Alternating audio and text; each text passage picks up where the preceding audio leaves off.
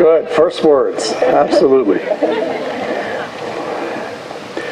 Okay, greetings and good afternoon, members of the S.I.T. Graduate Institute faculty, S.I.T. and World Learning colleagues, friends, President Steinberg, Provost Lucas, Vice Provost Stone, and of course, all of our new and continuing students. Today, we are marking the start of a new and renewed tradition at the S.I.T. Graduate Institute as we continue to build our academic and professional living and learning community, both here on campus and resonating across the globe. As we all know, today begins the formal semester for all of us, for our new and continuing students at the S.I.T. Graduate Institute. We have come together with differing ideas, beliefs, perspectives, experiences, observations, and conceptions of what is real and meaningful and the change that should be going on that we are going to create. And yet I believe and have seen over time that there is more that unites us than divides us. No matter our role and stake within the S.I.T. Graduate Institute, each and all gathered here by choice this afternoon are demonstrating their commitment to and diligence toward building and sustaining a world that will at long last become and remain fair, just, safe both physically and emotionally, and equanimous and sustainable on all levels. It is precisely the balance and tipping point of our diversity and the strong unity that helps year after year to shape and drive the vision, mission, and hopes of World Learning, S.I.T., and our Graduate Institute. Following me in our program for today, we will all hear the unique and brilliant words and thoughts, ideas and curiosities, feelings and reflections of several of our many stakeholders in our institution. Each person will, no doubt, offer things that will stimulate, challenge, and support us as we move forward into our 2013-2014 academic year together. Without knowing for sure, I'm imagining you will hear suggestions, evocative images and reflections, hopes and aspirations, possibly some challenges and touches of good humor, and the challenge to step up, step in, and step forward into our work, your work, that is formally commencing today. My hope is that you will be inspired and that this inspiration becomes contagious and spreads a thread of connectivity among us all in classes, group work and projects, conversations in the IC, in the residence halls, on field trips, in meetings with your faculty, and with hopeful inevitability, the friendships that you will and we will each build over the coming months.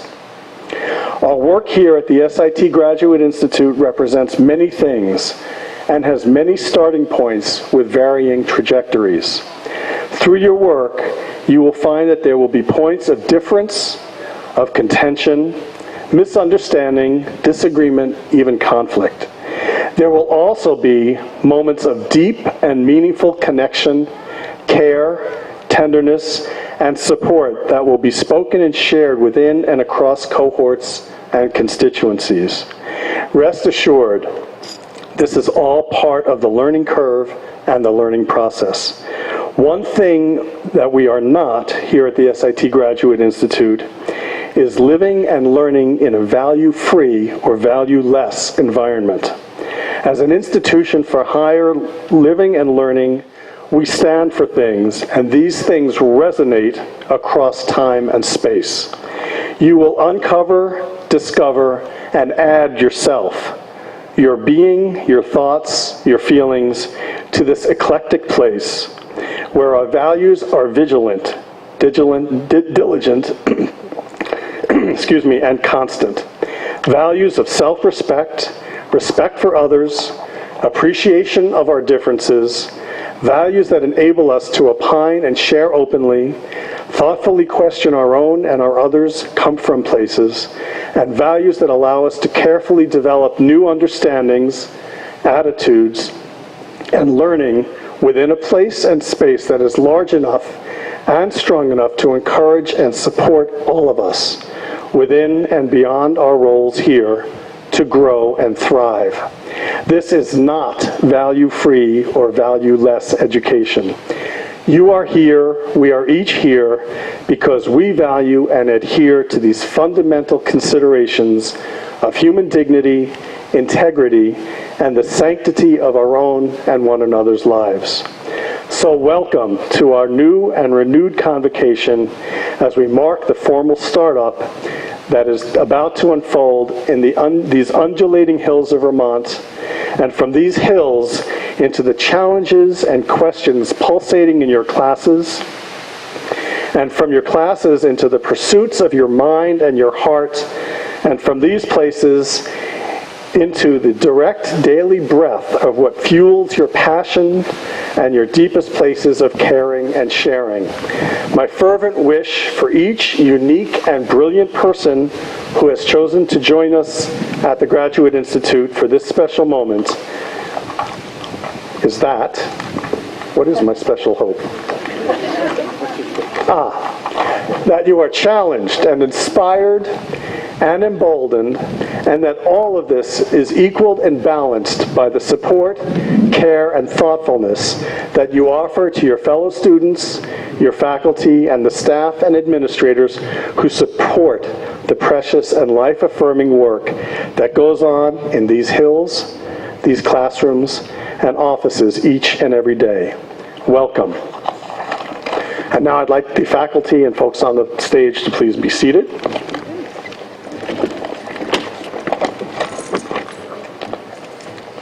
And I would like to introduce our new president, now in his 10th week, who will offer his words of greeting and welcome, Dr. Don Steinberg. Don.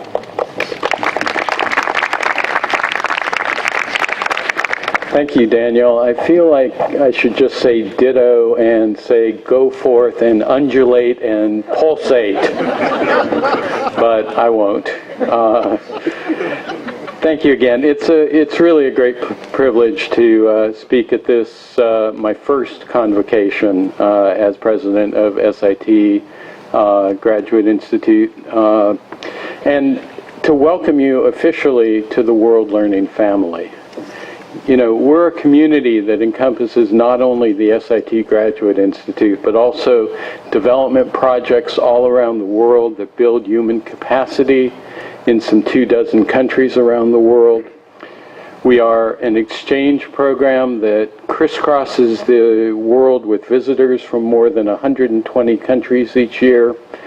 We are the experiment in international living through which some 70,000 Americans got their first glimpse of a world extending beyond their borders.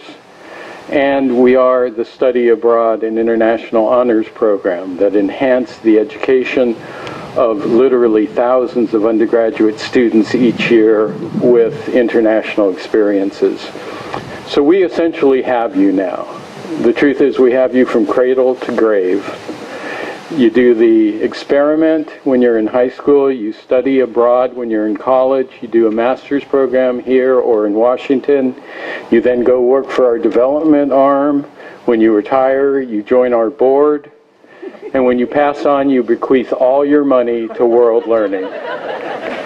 That's your mission now. I don't want to begin on an envious note, but I have to say that I am truly jealous of the careers that you have ahead of you. I got my master's in international development from the University of Toronto 38 years ago. And after literally a lifetime of work in the arena of development and diplomacy, I can say three things for certain.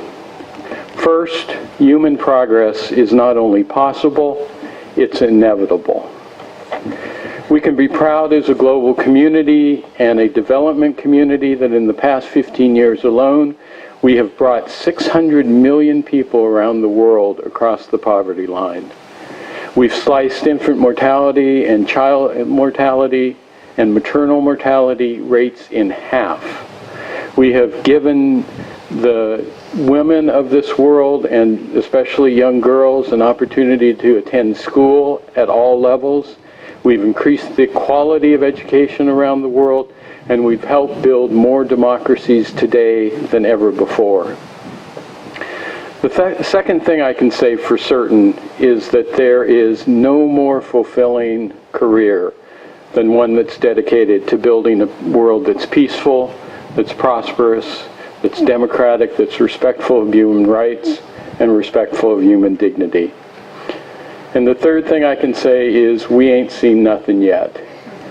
We are on the cusp, I believe, of the most fundamental progress in the history of human development. I did just leave the Obama administration, and I got a going away present from the president when he used words that I helped write in his State of the Union address. And let me read you the words I'm citing. He said, "The United States will join with our allies to eradicate extreme poverty in the next 2 decades by connecting more people to the global economy, by empowering women, by giving our young and brightest minds new opportunities to serve," and yes, he was referring to you, "by helping communities feed, empower, and educate themselves, by saving the world's children from preventable diseases, and by realizing the promise of an AIDS-free generation." The idea of eliminating extreme poverty by 2035 is more than a pipe dream. It is aspirational, yes. It is inspirational, yes. But it's also achievable. What makes me so certain?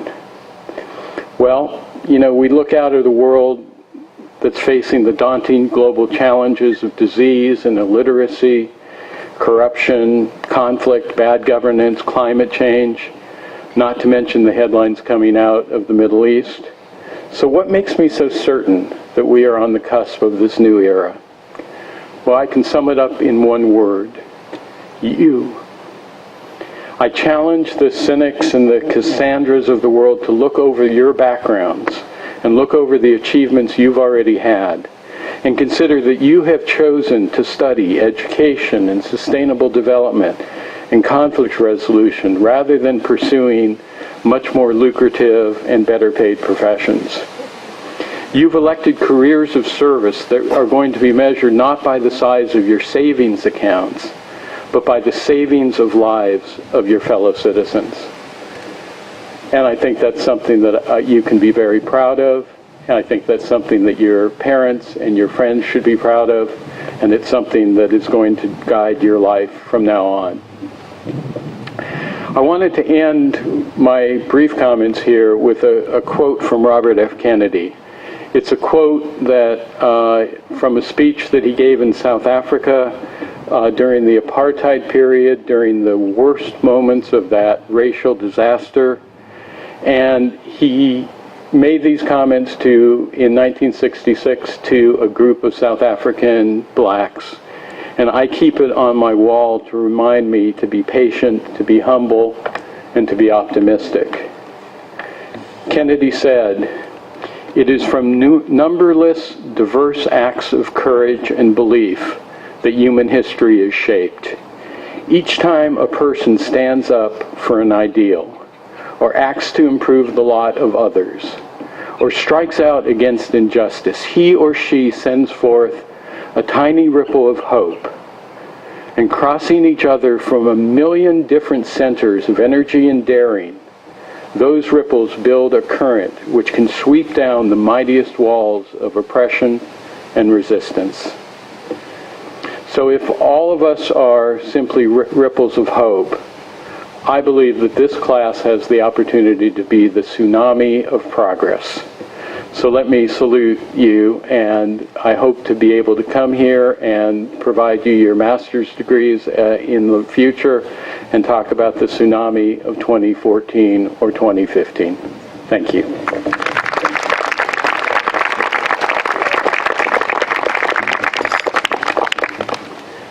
Our next speaker is a very dear friend of mine, and I think we're literally blessed to have Dr. Thomas Redden to offer us a benediction for this special event today. Tom.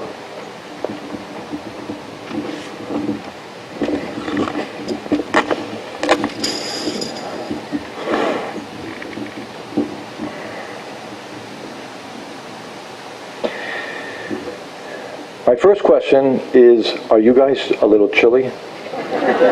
I notice about half of you either have no coats or very thin coats. Rule number one in Vermont, get really, really heavy jackets, okay? You can talk to people who have been here for a while. And in fact, the faculty looks fairly chilly as well, so, you know, some of us takes a while to learn these things, but it's a great honor for me to be here today. My beloved wife and family and I have been in the Brattleboro area for about 20 years, and we have always been part of the extended S.I.T. community. And we have dear friends here. Professor John Ungerleider, Janet Hulnick, among others, are on the staff here. And if you don't know already, this is an extraordinary group of people who are educating you and helping you make this place everything that it is. And I want to echo what Don just said about your decision of coming to school here and committing yourself to making a difference in the world. And I think this is a very noble undertaking on your part. I have to say that over the years, I have had many conversations with S.I.T. students. And I have to admit that I don't come up to the campus that often, so those conversations have not taken place. And that I will tell you that they've taken place in a particular spot in Brattleboro that is one, from my opinion, one of the most important places in all of Brattleboro. And again, in my opinion, it is the most sublime place in Brattleboro. And as some of you may have experienced, it's something I experience all the time, it is the hot tub at the Colonial Pool. And so if you have not been there, I'm not going to invite you all there at once because it only fits about 5 or 6 people. But if you happen to frequent it in the next couple of years and you're there and this middle-aged white guy is on the other side of the hot tub, he looks a little bit like this guy who spoke at your convocation, you will know it's me because I will have a huge grin on my face and I'll be sitting there going, ah, Lord. Anyways, so I've been given the task of providing a benediction for you all. Now, if we were in most places in the world, or most environments, this would be an easy task. Indeed, you pray to God and you say, God bless us. But we are not in most places. We are in the great state of Vermont, which has the highest percentage of atheists in the great United States of America. We are also at S.I.T. Multinational, multicultural, multi-religious. And so the question is, to whom does one direct one's prayer, one's invocation? One could choose the 3 Abrahamic religions, Christianity, Judaism, Islam, pray to God that way, or maybe Hinduism, the various manifestations of God, or maybe some of the earth-based traditions, the goddess among many others. Now, as we keep this question in mind, you'll notice I'm not answering it at this very moment. What is clear to me that when we reflect deeply upon what our lives are about, it seems to me that we need to learn to be quiet. And in fact, we do well to learn to be silent. And so with this in mind, I would like us to collectively take a giant deep breath right now. Inhale. Exhale. One more time.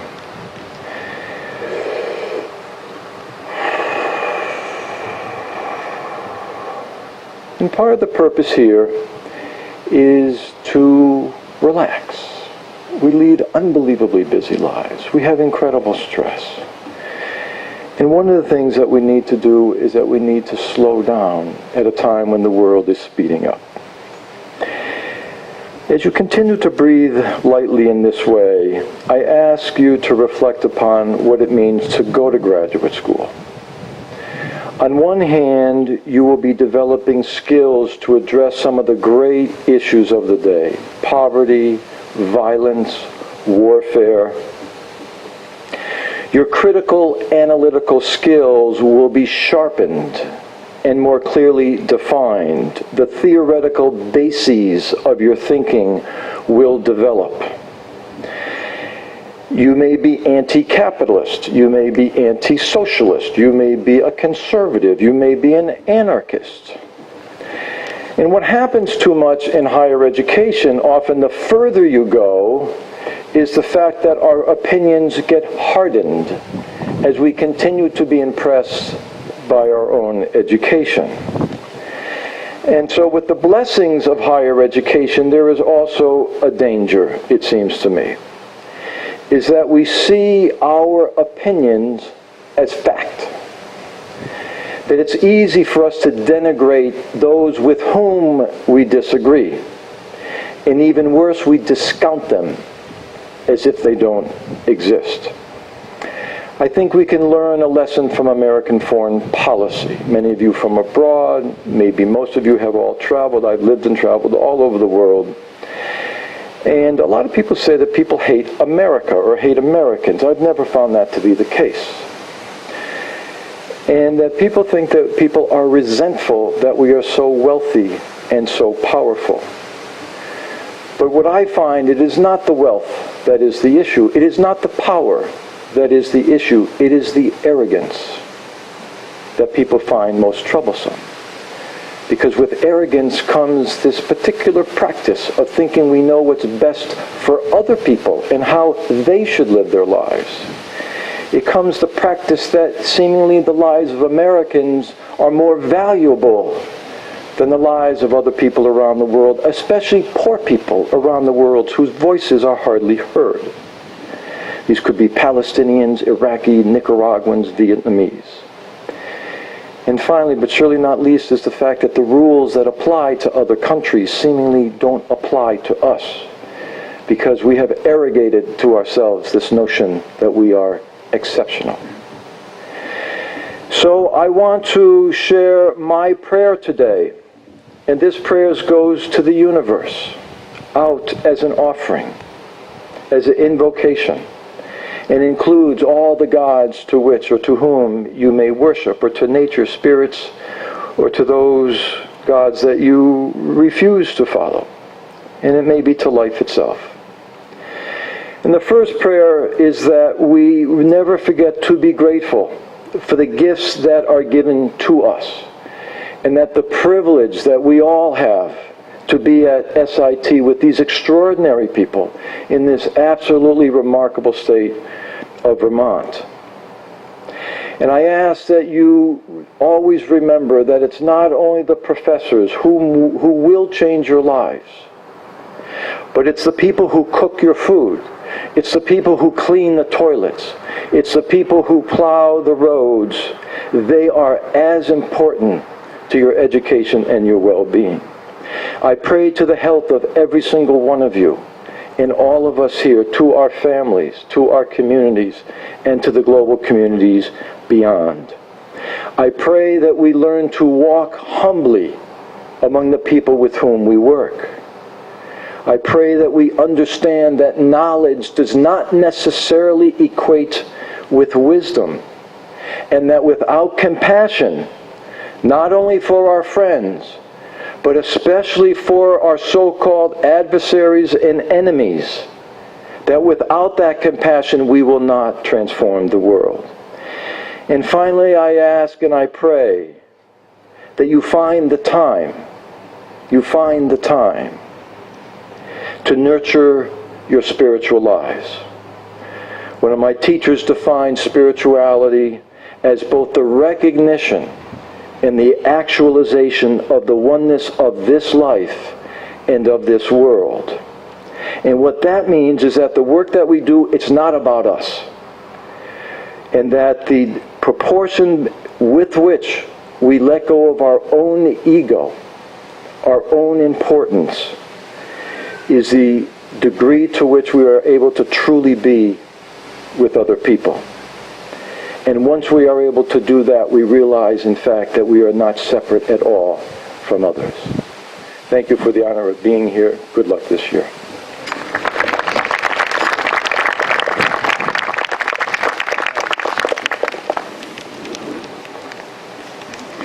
Thank Thanks, Tom. You did us great honor. Appreciate your thoughts and your evocative images. Any event at S.I.T., as you'll come to learn, is about all segments of our community. And so it gives me great pleasure to bring Jamie Durham to the podium. Jamie is a MAT 44. But that's a statistic, a number, and a name. She's also an out-of-the-box thinker, a wonderful spirit, a guiding light, and like all of you, she has a great story and a great narrative, and I'll let her say her words and her thoughts at this time. Jamie. Hello. It's nice coming after a benediction. I feel all relaxed. I'm a MAT 44, so that means that I started the Master's in Teaching program last year, and I'm happy and honored to be here speaking at convocation. And when I found out I was going to be speaking today, I thought it would be a great opportunity to give the new students some advice. So I thought, what would I tell myself if I could go back to last September when I was first starting? What advice could I give that might help make my S.I.T. experience better? And I realized that I would tell myself absolutely nothing. I wouldn't give myself any advice because all of the mistakes that I made at S.I.T. were really vital to my education here. Every mistake just turned into a learning opportunity. So I'm not going to give you any advice because I don't want to deny you the chance to make mistakes and learn from them as individuals. But I can't just stand here saying nothing. And I think that the faculty is hoping I'll say something useful. So I'm going to give you something to think about. I come from a pretty different academic environment than S.I.T., like big campus, Ivy League, prestige, 300-person lecture halls, and titles everywhere. So everybody's a doctor or a professor, and everybody has a PhD, and you know it because it's in their name. And I came to S.I.T. knowing that it would be a little bit different here because it is in Vermont. But I also thought that this was graduate school, so I thought it was going to be some really serious stuff. I had this image in my mind of what higher learning was supposed to look like. So I got to orientation, and the first thing they made us do was stand up and sing together. We had to sing Dona Nobis Pacem in a round together. And I was singing and thinking, like, this is probably not going to be the graduate school that I pictured. And then I walked into my first class, and there was a circle of chairs. There was no desks. There were just these chairs arranged in a circle around a vase of flowers. And I sort of wondered if I was in the right place. And I was, and I sat down. And then this man, the chair of the program, stood up, of the MAP program, stood up, and he said, "Hi, you can call me Alex. This is a picture of my kids." And it blew my mind because I thought this isn't higher learning. This isn't what higher learning looks like. I'm calling my teachers by their first names, and I'm learning about their families on the first day of class. But of course, this is higher education. It just looks a little bit different, and it looks different because it is different, and dare I say it's better, and let me tell you why I think it's better. The atmosphere that I observed during my first few days here was indicative of a fundamental aspect of S.I.T. education. Each person here is respected and acknowledged as a whole person, not just as a professional. I like to think that Alex likes to be called Alex and not Professor Silverman, and Daniel likes to be called Daniel and not Dean Yalowitz.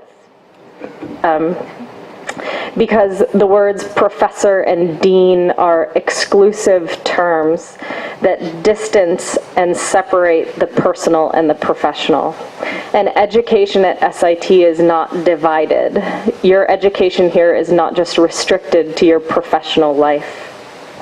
Yes, of course, you will develop in your chosen fields. I'm definitely a better teacher because I've gone through the MAP program. There's no question about that. It's a very good program. But there's so much more to learn at S.I.T. besides the content in your classes.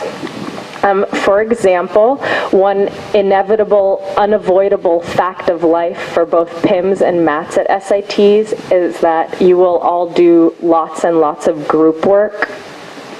You can't avoid it. And through doing group work, you'll learn how to be a better communicator, a better listener, and a better collaborator. And if you open yourself to the possibility, these skills will transfer to your personal life. They definitely did for me. I'm a much better girlfriend now that I know how to actively listen and manage conflict.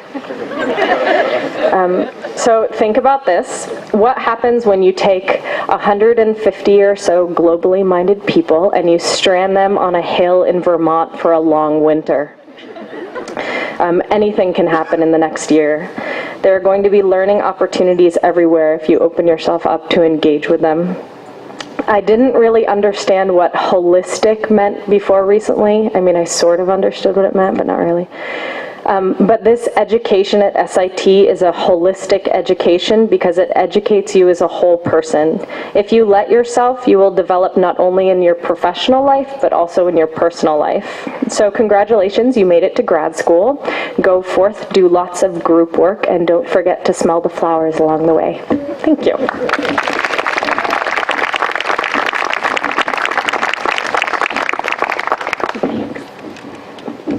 Along with the students, obviously, we have a faculty perspective. And so this year's faculty speaker at convocation is Professor Elka Tadeva from the MAT program. Elka.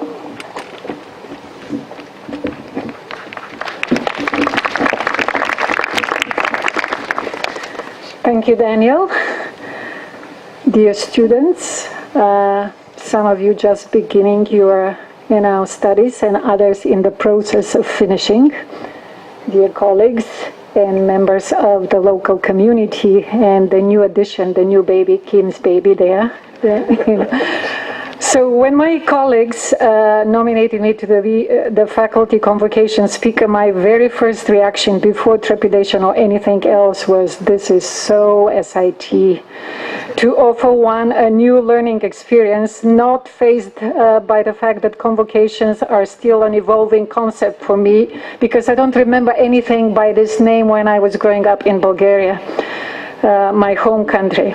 So S.I.T. to be open to different cultural interpretations of what one is supposed to say at a convocation at an American university, with a body of students, with wonderfully diverse background, who perhaps each have their own set of expectations of what one's supposed to hear at such a festive occasion. As Jamie said it quite eloquently, we are great at doing things our own way and challenging expectations. But to do things one own way and to think out of the box, I think one needs to know what the box is all about in the first place. So as a linguist and somebody who is totally new to convocations, I decided to poke around a little bit into the etymology of the word convocation.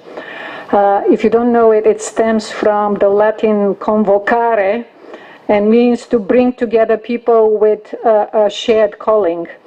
And this campus that you are seeing and basking in the setting sun is really a place that brings together people who, despite the somewhat different professional interests, from sustainable development to peace building and conflict transformation, from language and international education to intercultural service, leadership and management, we all share a passion and an interest, a calling, if you will, for working for social justice, development, positive change, socially significant learning and optimal personal growth, reaching out to others and building important real and virtual communities, which in turn empower other communities. So we are a community that embraces mavericks, and we celebrate innovation, but we also honor tradition. For some universities, convocation is the welcoming ceremony for the new students.